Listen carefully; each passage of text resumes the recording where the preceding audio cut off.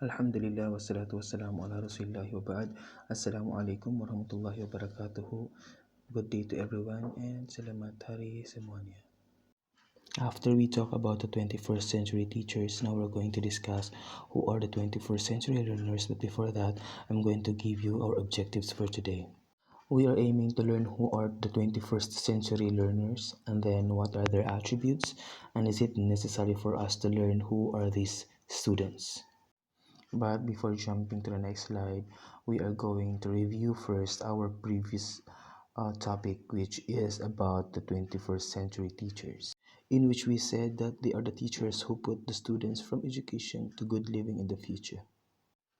And I have here some photos for us to be able to visualize the difference of the 20th century and the 21st century learners. Through these photos, I want you to understand and comprehend the difference of the 21st century learners and the 20th century learners.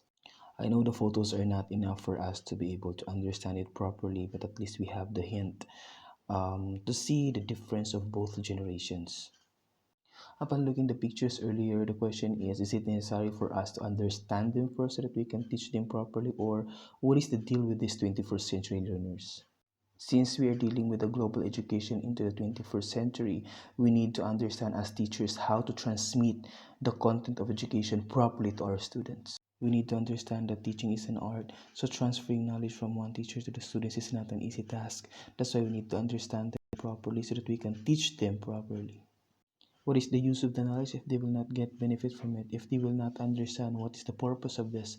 That's why you need to understand and get the mind and the heart of the students. Look, for this application, I think you will agree with me that there are knowledge without benefits, without advantage. We are not looking for that one. We are looking for knowledge with reward. Since the topic has been told and understood, the question is what is a technique for them to adapt your teaching system and objective quickly?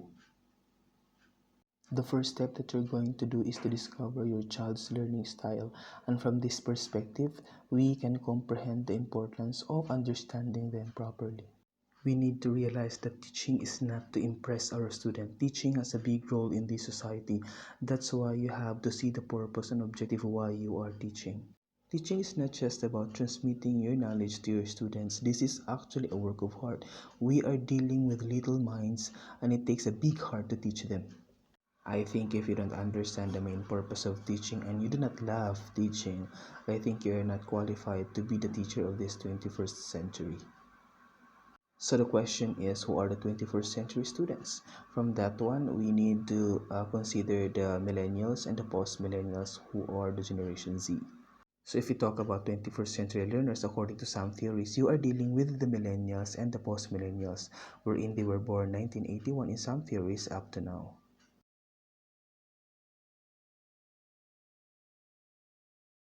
I'm sorry, but I just want to be realistic, so I use these photos because this is what is really happening nowadays in our society. So please bear with me for this.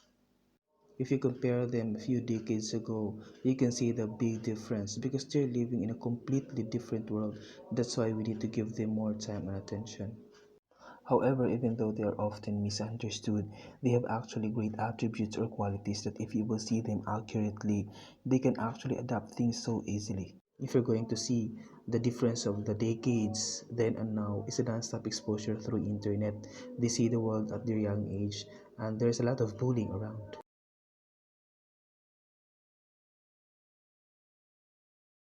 We cannot blame them if the information is so rapid for them to take or to see or even understand because they are living with this generation. They are with this era of technology.